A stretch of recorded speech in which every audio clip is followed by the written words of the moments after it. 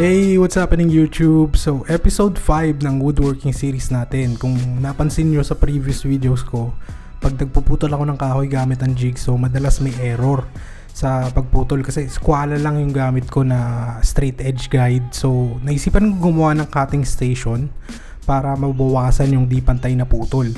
Kasi pag may mali, nagkukos ng delay sa pagbuo ng project at syempre, extra work yan para makorek. So after kong makakuha yung mga gusto kong sukat, nilagay ko na sila sa 1/4 na tabas ng plywood. At sa project na to, ganyang kalaking plywood yung gagamitin natin. At syempre mga scrap wood na rin as a base ng station natin. Ang pinili kong kapal ng plywood ay 3/4 inch. Sa sukat na to hanggang 1.5 inches na kapal ng kahoy ang kayang putulin sa ganitong cutting station. Tama lang to sa project ko kasi usually yung mga 2x4 lang naman ang pinakamakapal na pinuputol ko at 1.5 inches lang yung kapal ng mga yon. Para markahan ng straight edge na guhit, gumamit ako ng level as ruler.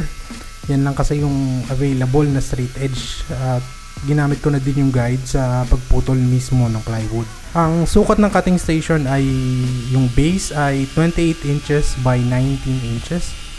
Pero pwede nyo naman palakihin o paliitin, depende yan sa requirements nyo.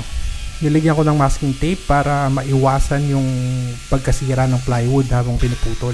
At para makatulong sa tamang sukat, yung factory edge ng plywood ang ginamit kong basihan sa mga measurements na ginawa ko.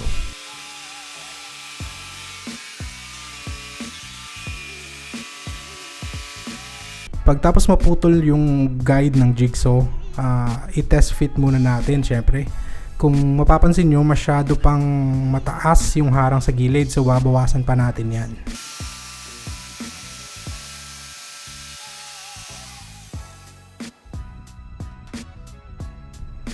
Pagtapos magputol, pinunasan ko ng basahan para kumapit ng maayos yung wood glue.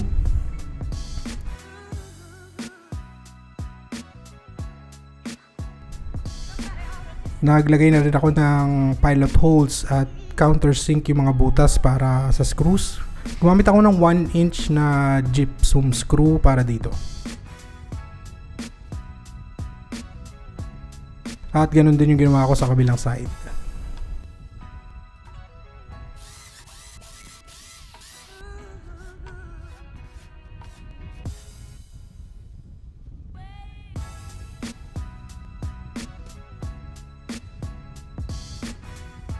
Sa part na to, pumutol ako ng pallet wood para gamitin paa ng cutting station natin. May ilang piraso pa ako dito ng paleta. Baka may suggestion kayong project para sa mga to, para maubos na. Pagkatapos kong maglagay ng wood glue, gumamit ako ng corner clamps para di gumalaw habang nilalagay ko yung mga screws sa kabilang sides. Ganun ulit, nag-countersink ako ng mga butas para flush sila dun sa surface ng cutting station natin.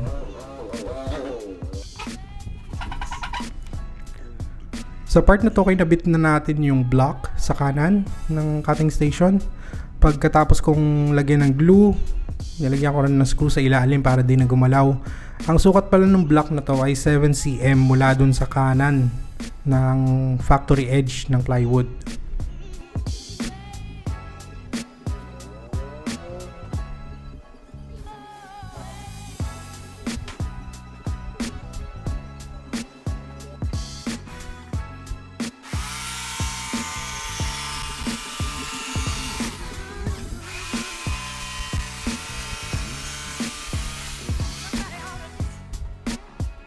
And this time kasama na ng cutting station mismo yung pagkat ng truck.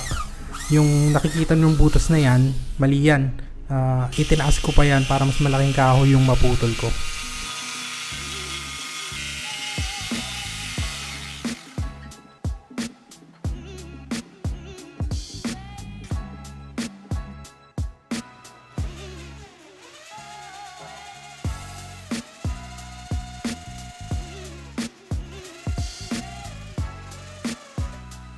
Pagkatapos kong magbutas para sa lalagyan ng tornilyo, binaliktad ko na. Tapos nag-countersink ako para dun sa washer. At sa top side naman, kinabit ko na yung tornilyo.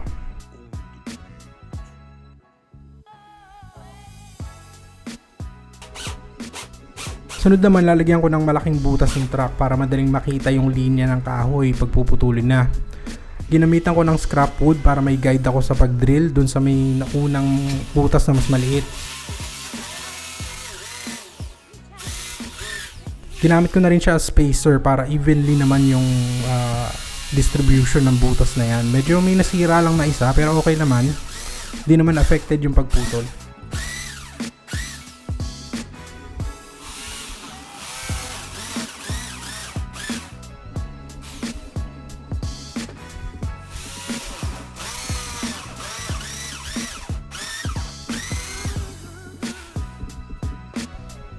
Ito naman ang unang subok ng cutting station na to. Siyempre, chinek ko kung diretso yung tabas niya.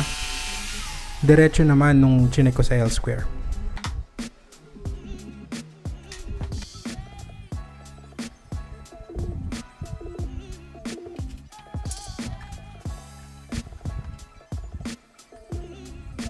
Dito na din ako nagputol ng stop block para sa itaas. 2 plywood yan na nilaminate ko para uniform yung taas ng block.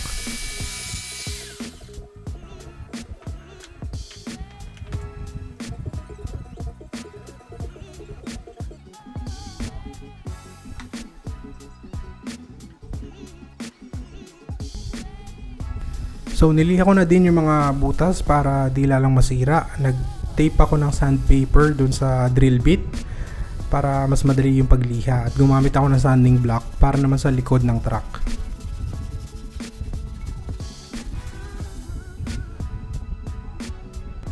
Next naman yung paggawa ng knob para dun sa tornilyo. Pang ipit to sa truck. So nag-drill muna ako ng 10mm na butas. Tapos hole saw na ginamit ko. Piraso lang to ng pallet wood ang ginamit ko dito sa ganito kalit kasi parang di pwede yung plywood, madudurog lang. Niliha ko na din saglit para matanggal yung sharp edges. Dito ko nalalagyan ng threaded insert yung knob. Ang sukat ng insert na ginamit ko ay actually hindi ko alam pero M8 na tornilyo yung papasok sa kanya.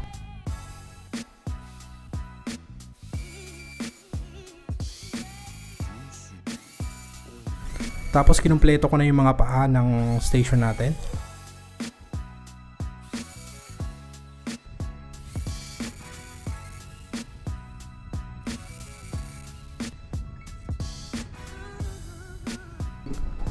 At ito na yung finished project natin. Sa ngayon, di pa ako naglagay ng guide para dun sa 45 degree na cut dahil una, wala na pala akong threaded insert.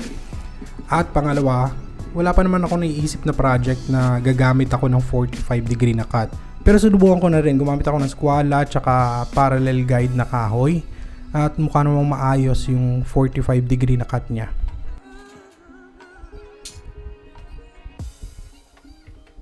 So bago ko siya niligpit, syempre niliha ko muna yung mga nakakapako na sharp edges using 120 grit na sandpaper.